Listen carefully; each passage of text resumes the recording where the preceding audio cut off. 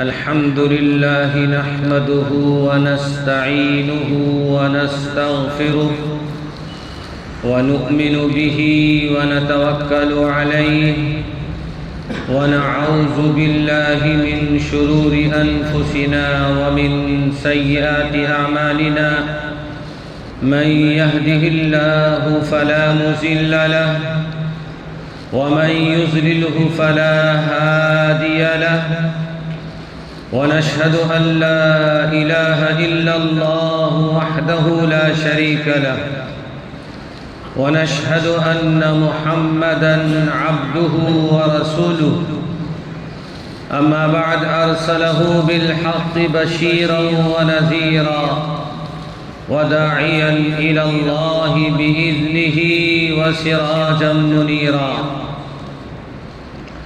فأعوذ بالله من الشيطان الرجيم بسم الله الرحمن الرحيم وقضى ربك ألا تعبدوا إلا إياه وبالوالدين إحسانا إما يبلغن عندك الكبر أحدهما أو كلاهما فلا تقل لهما أف ولا تنهرهما وقل لهما قولا كريما وقال النبي صلى الله عليه وسلم أنت ومالك لأبيك أو كما قال عليه الصلاة والسلام.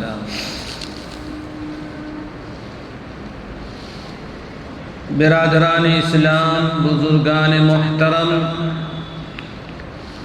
امت کے غیور نوجوانوں،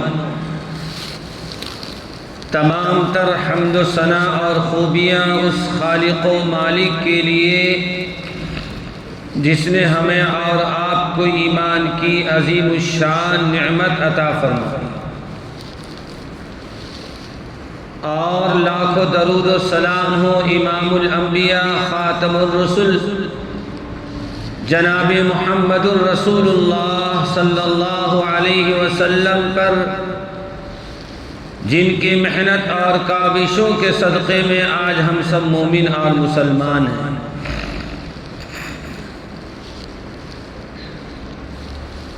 اللہ رب العزت نے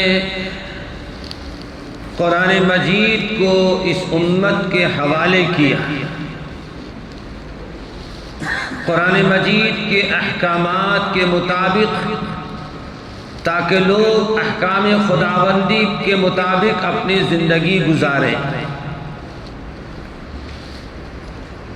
اور آخرت کی جو لامحدود زندگی ہے اس زندگی میں وہ کامیاب ہو جائے۔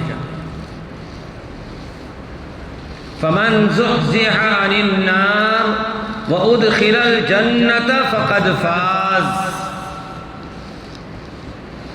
اللہ رب العالمین نے فرمایا جو جنت میں داخل ہو گیا فقد فاز، وہ کامیاب ہو گیا۔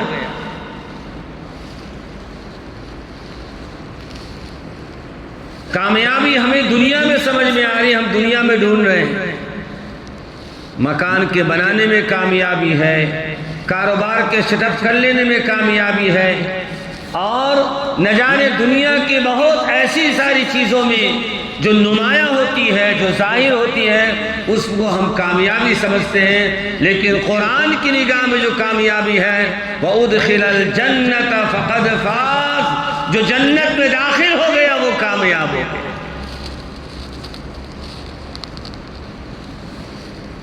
جنت میں داخلے کے لیے کچھ شرط بھی ہے نا۔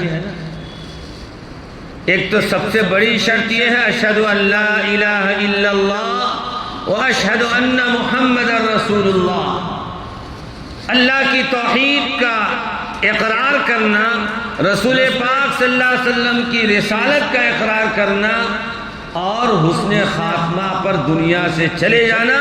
وَأُدْخِلَ الْجَنَّةَ فَقَدْ فَازَ کا انشاءاللہ وہ مصداق ہوگا، اس کو بشارت ملے گی جو یہ دو کام کر لے گا، اللہ کے احکامات کے مطابق، رسول پاک صلی اللہ علیہ وسلم کے طریقے کے مطابق اپنا حسن خاتمہ کر لیا، ایمان کے ساتھ دنیا سے چلا گیا، 110% وہ کامیاب۔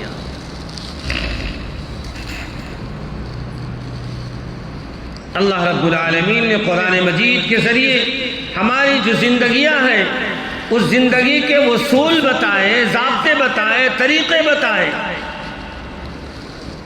تاکہ ان اصولوں کو اپنا کر ہم دنیا میں جب تک جتنی زندگی اللہ نے دی ہے چین اور راحت کی سانس جی سکے، خوشیوں کے ساتھ جی سکے، اور جب دنیا سے جائے آخرت کی جو لامحدود زندگی ہے اس زندگی میں بھی چین اور راحت اور سکون ہم پا سکیں۔ سوال یہ ہے کہ دنیا کے اندر، گھروں کے اندر چین اور سکون اور راحت کیسے میسر ہوگی؟ دنیا کے اندر چین اور سکون راحت جب میسر ہوگی جب چھوٹا اپنے بڑوں کی عزت کرے گا، جب چھوٹا اپنے بڑوں کی عزت کرے گا، اور جب بڑا اپنے چھوٹوں پر شفقت کرے گا، پیار محبت کرے گا، تو گھر جنت کے باغوں میں ایک باغ بن جائے گا۔ اور جب ہمارے گھروں کے اندر چھوٹا اپنے بڑوں کی ادب نہیں کرتا، بڑوں کی عزت نہیں کرتا، بڑوں کا کہا نہیں مانتا ہے، اور بڑا اپنے چھوٹوں پر شفقت نہیں کرتا ہے، تو پھر دنیا کا گھر کے اندر چین اور سکون اور راحت میسر نہیں ہوگی۔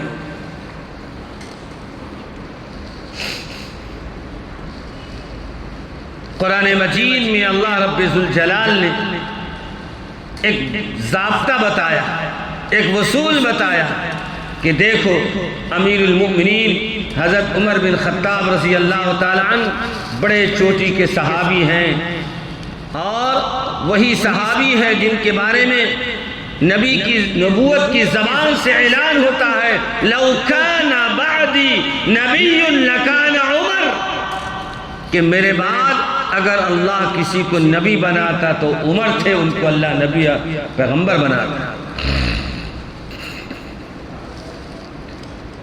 اسلامی تاریخ میں سب سے عظیم الشان خلافت کا جو دور گزرا ہے، جو زمانہ گزرا ہے، جو اسلامی فتوحات کا دور کہا جاتا ہے، وہ امیر المؤمنین حضرت عمر بن خطاب رضی اللہ تعالیٰ عنہ کا دور خلافت۔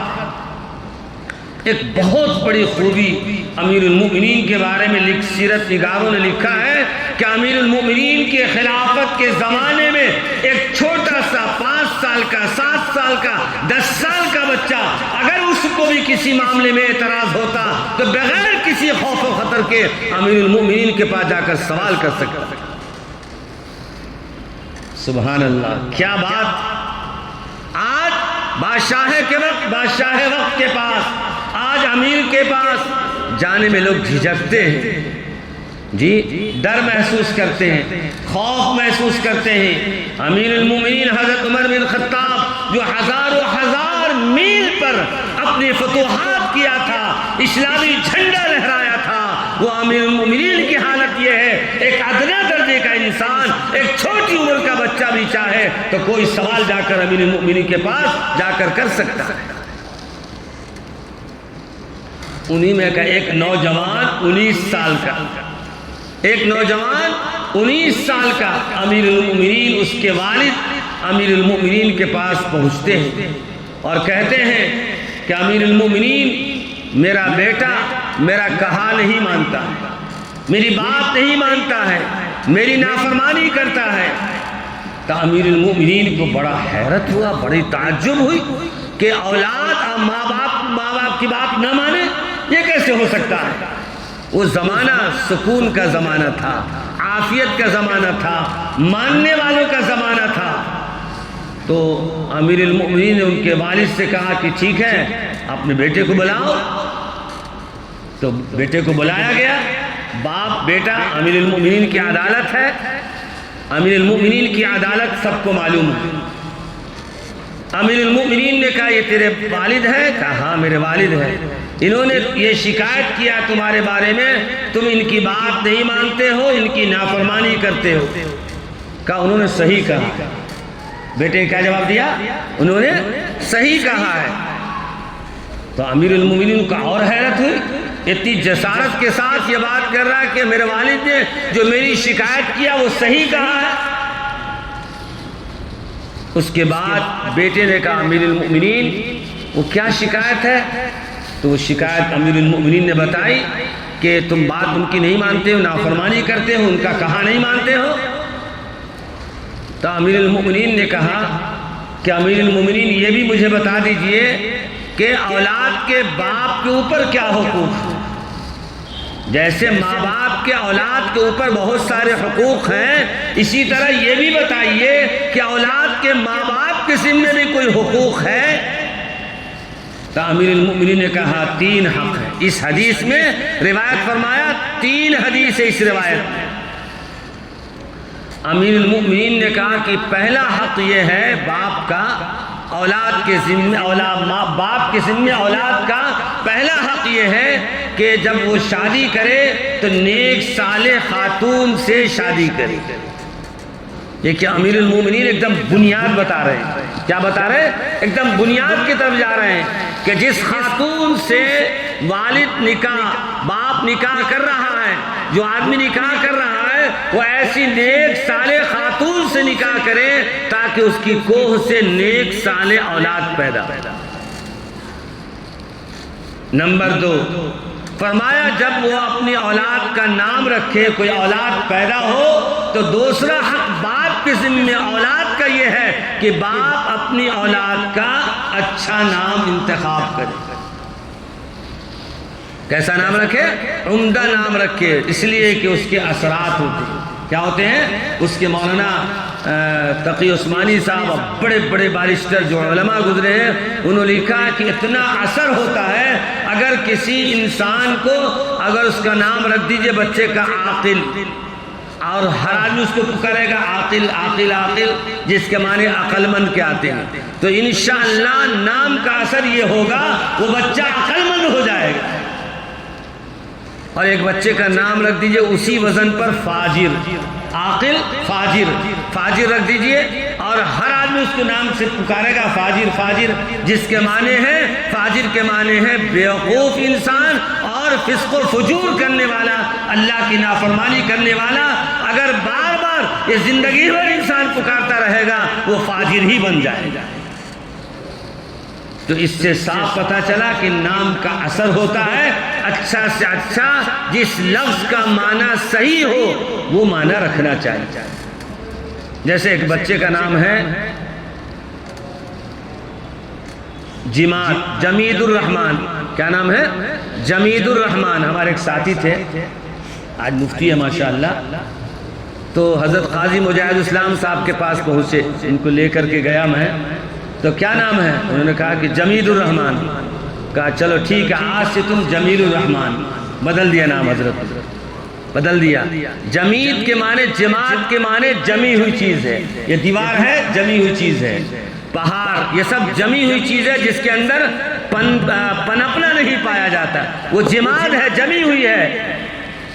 تو حضرت نے فرمایا کہ جمیل الرحمن، اور یعنی جمیل کے معنی خوبصورت کے آتے ہیں۔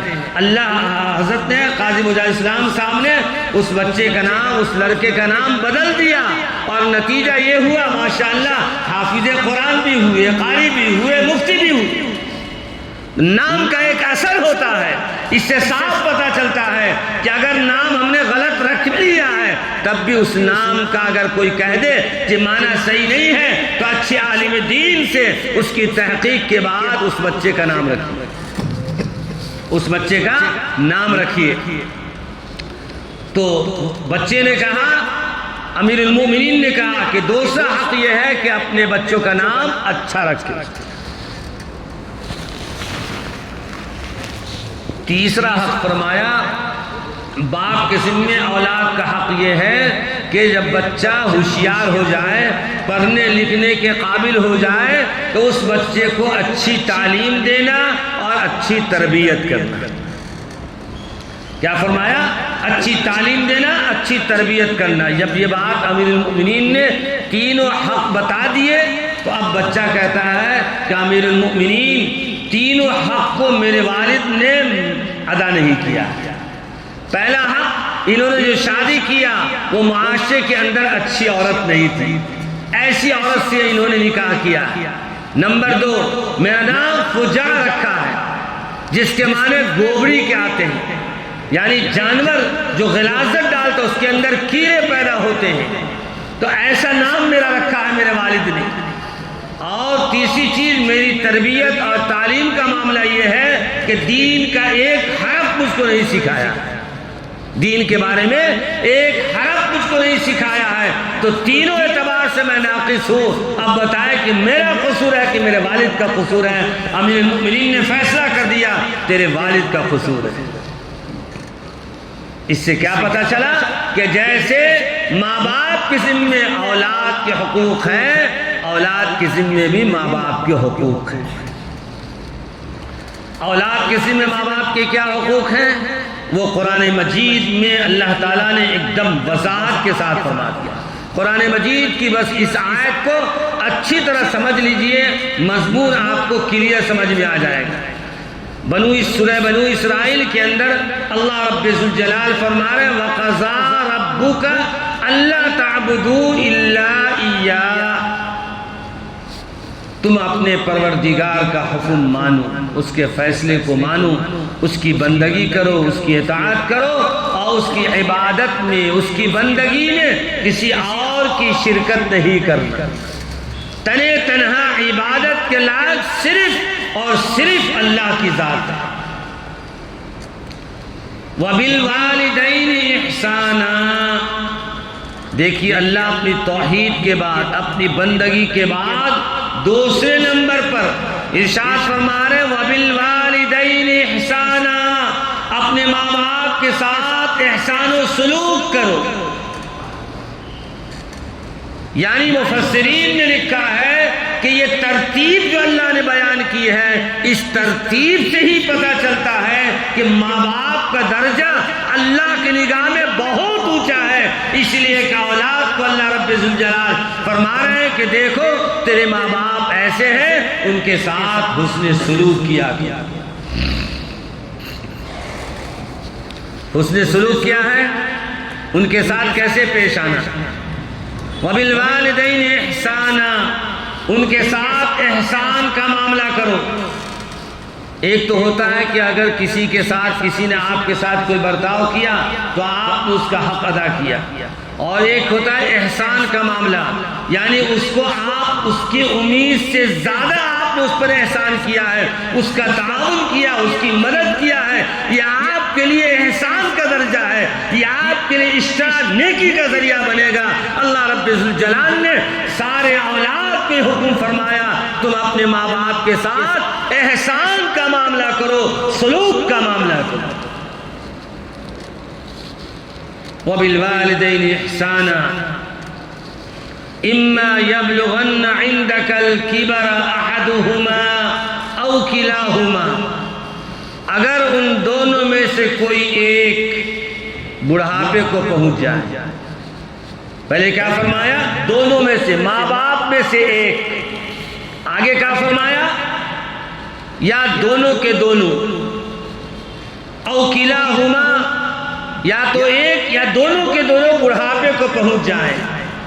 قرآن کی باریکی دیکھیے، خدا کی قسم، قرآن کے اندر جس مضمون کو اور جس معنی کو اللہ نے پھرو دیا ہے، دنیا کا کوئی بڑا سے بڑا بالشٹر اس کی حقیقت تک نہیں پہنچ سکتا ہے۔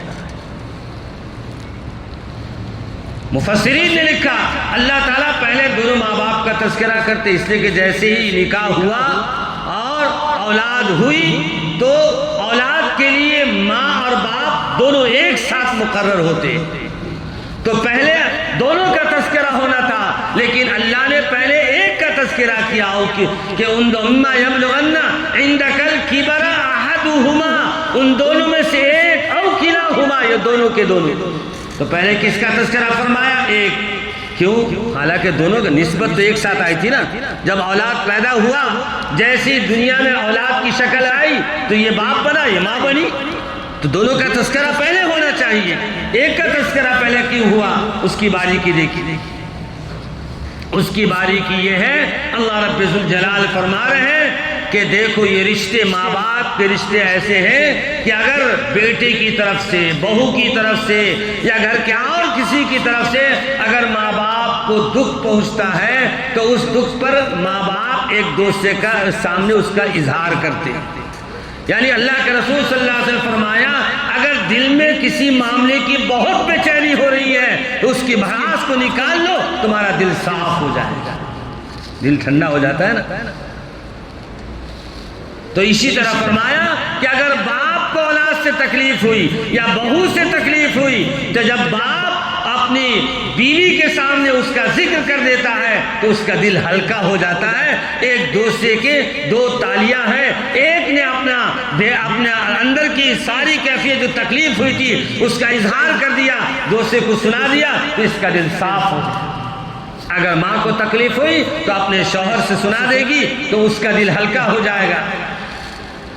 اللہ رب ذوالجلال فرما رہے ہیں، اسی لیے فرمایا پہلے احداہما فرمایا، اب دونوں میں سے کوئی ایک گزر گئے، مثال کے طور پر باپ یا ماں، دونوں میں سے کوئی ایک دنیا سے گزر گئے۔ اللہ رب ذوالجلال یہی بتانا چاہ رہے ہیں کہ دیکھو وہاں تو ماں باپ دونوں تھے اور ان کو اگر تکلیف پہنچتی اولاد کی طرف سے یا بہو کی طرف سے تو ایک دوسرے کو ذکر کر کے اظہار کر کے اپنے دل کو ہلکا کر لیا کرتے تھے۔ اب تو ایک چلے گئے، اب اس کس کے سامنے اپنا اظہار کرے؟ اپنے دل کا دکھ جو اولاد سے پہنچا یا بہو سے پہنچا ہے اس کا اظہار کس کے سامنے کرے گی؟ اس کا شوہر تو چلا گیا یا اس کی بیوی تو چلی گئی، اب کس کے سامنے کرے گا؟ اللہ رب ذوالجلال اس آیت میں اولاد کو متنبہ کرنا چاہتے ہیں کہ تمہارے ماں باپ، تمہارے باپ یا تمہاری ماں اب زیادہ سلوک کے لائق ہے، اس لیے کہ اپنا اظہار اب کسی کے پاس نہیں کر سکتی ہے، لہذا تم اپنے ماں باپ کا، دونوں میں سے کسی ایک کا جب اس کو ضرورت ہے وہ کسی کے سامنے اظہار نہیں کر سکتا ہے، اس کے ساتھ اتنا سلوک کرو کہ اس کو کوئی ٹھیس نہیں پہنچنے پائے، اس کو کوئی تکلیف نہیں پہنچے پائے، اس کا دل زخمی نہیں ہونے پائے۔ اسی لیے اللہ رب ذوالجلال نے پہلے ایک کا تذکرہ فرمایا پھر دونوں کا تذکرہ فرمایا۔ وَاخْفِضْ لَهُمَا جَنَاحَ، اس کے آگے فرمایا أَوْ كِلَاهُمَا فَلَا تَقُلْ لَهُمَا أُفٍّ وَلَا تَنْهَرْهُمَا، دو لفظ اللہ نے فرمایا۔ ایک فرمایا ماں باپ کے ساتھ اف نہیں کہنا، کیا نہیں کہنا؟ اف نہیں کہنا۔ کتنے ہم اف کہتے دن بھر میں؟ اف کسے کہتے ہیں؟ ذرا سا پیشانی پہ بل آ گیا، ذرا سا دل پر احساس کر لیا، اس کو اف کہتے ہیں۔ اللہ رب ذوالجلال کا انداز دیکھیے، اللہ رب ذوالجلال نے فرمایا خبردار خبردار اے اولاد، تم کو اپنے ماں باپ کے سامنے اف کہنے کی بھی اجازت نہیں، وَلَا تَنْهَرْهُمَا، اور ڈانٹنے کی بھی اجازت نہیں ہے، جھڑکنے کی بھی اجازت نہیں۔ عام طور سے ہوتا ہے نا، باپ بیچارہ بوڑھا ہو گیا تو بوڑھا تو بچے کے برابر ہے، اب بیٹھا ہے چائے کا آرڈر کر دیا، اب بیٹا چائے آ نہیں رہی ہے، دیر ہو رہی ہے، اب بار بار وہ چائے کہہ رہے ہیں چائے لاؤ چائے لاؤ، ارے بیٹھی نے ذرا بھی صبر نہیں ہے آپ۔ یہ ہے اولاد کا سلوک۔ اسی لیے اللہ تعالیٰ، اللہ تو غیب جانتے ہیں نا، ماضی حال مستقبل آنے والے زمانے جانتے ہیں۔ ایک دور تھا، وہ دور خیر القرون کا دور تھا، جس زمانے کے اندر باپ جو کہہ دے وہ حرف آخر ہے، اس کی مرضی کے خلاف اولاد چل نہیں سکتا تھا۔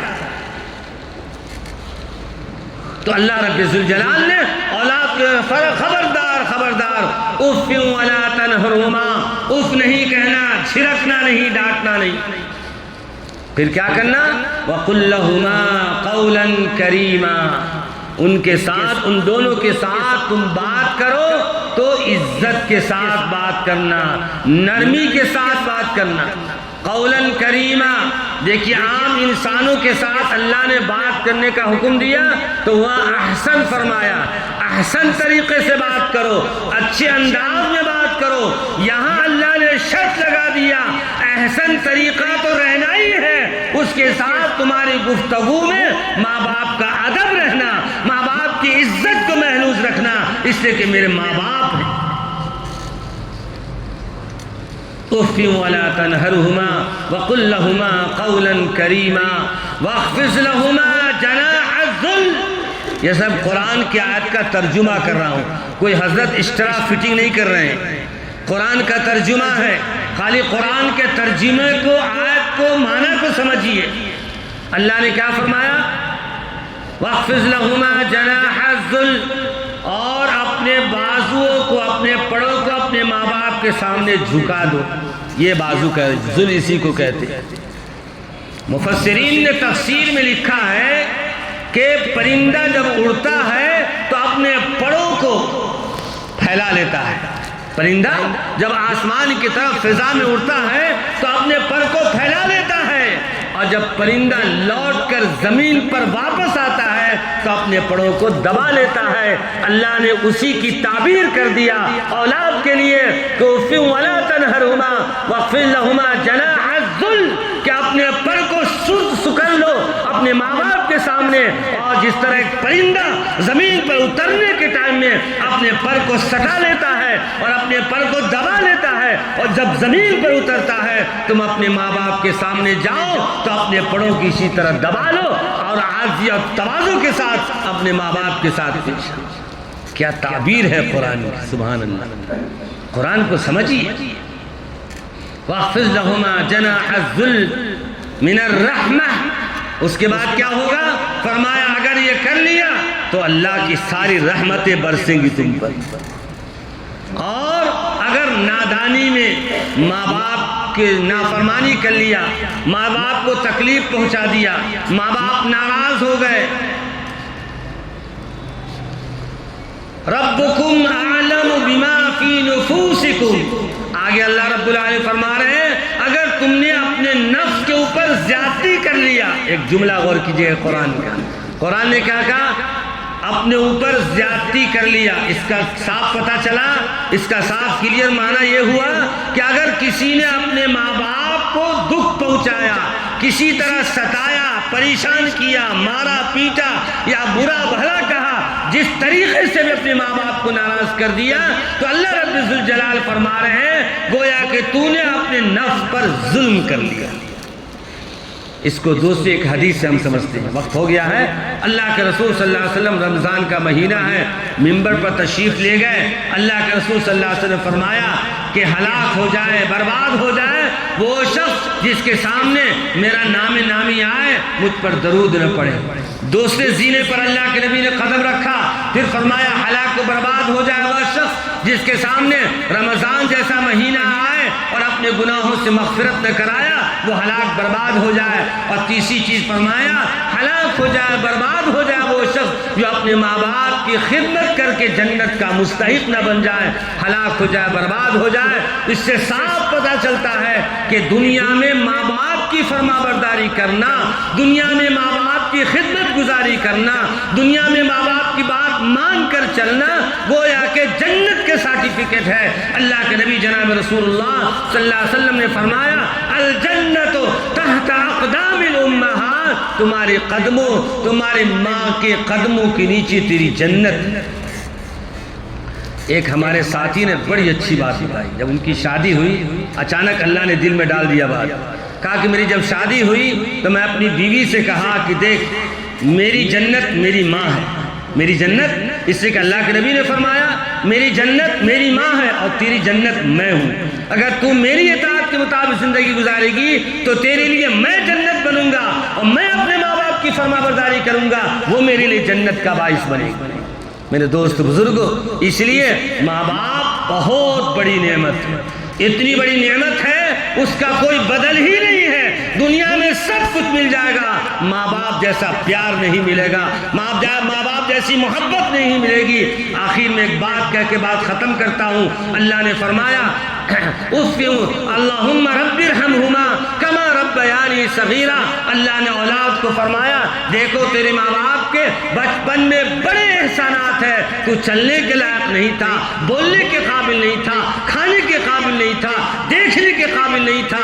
تیرے ماں باپ نے سب کچھ میں سہارا بنے، چلا انگلی پکڑا کر چلانا سکھایا، ہاتھ سے اپنے لقموں سے کھلانا سکھایا، اور اور سارے آرائش زبائش کیا، اپنے کو تکلیف میں رکھا، تم کو آرام دیا، لہذا تم پر حق ہے اپنے ماں باپ کے لیے ہمارے سامنے دعا کرو، اللہم رب ارحمہما کما ربیانی صغیرا، اے ہمارے پروردگار میرے ماں باپ پر آپ اس طرح رحم کیجئے جس طرح میرے ماں باپ نے میرے بچپن میں میرے اوپر رحم کیا ہے۔ اللہ کے نبی جناب رسول اللہ صلی اللہ علیہ وسلم نے امت کے پیغام دیا، اللہ تعالیٰ نے ہر اولاد کے لیے ایک بہترین دعا سکھائی ہے۔ ہر اولاد کو چاہیے اپنے ماں باپ کے لیے، چاہے وہ زندہ ہو یا مردہ ہو، حیات سے ہو یا دنیا سے چلے گئے ہوں، ان کے لیے دعا کرنا، اللہم رب ارحمہما کما ربیانی صغیرا، اے ہمارے پروردگار ہمارے ماں باپ پر آپ اس طرح رحم کیجئے جس طرح میرے ماں باپ نے بچپن میں ہم دونوں پر رحم کیا۔ اس لیے اللہ تعالیٰ جب ماں باپ کی قدردانی کریں گے تو انشاءاللہ گھر میں اللہ کی رحمت کا نزول ہوگا۔ ماں باپ گھر میں خوش نہیں ہے، گھر کا چین نہیں، سکون نہیں، تو اللہ کی رحمتیں کہاں سے آئے گی؟ اللہ سے دعا ہے اللہ تعالیٰ ہمیں اور آپ کو اسلامی اور قرآن کے احکامات کے مطابق زندگی گزارنے کی توفیق نصیب فرمائے۔ وآخر دعوانا ان الحمد للہ رب العالمین۔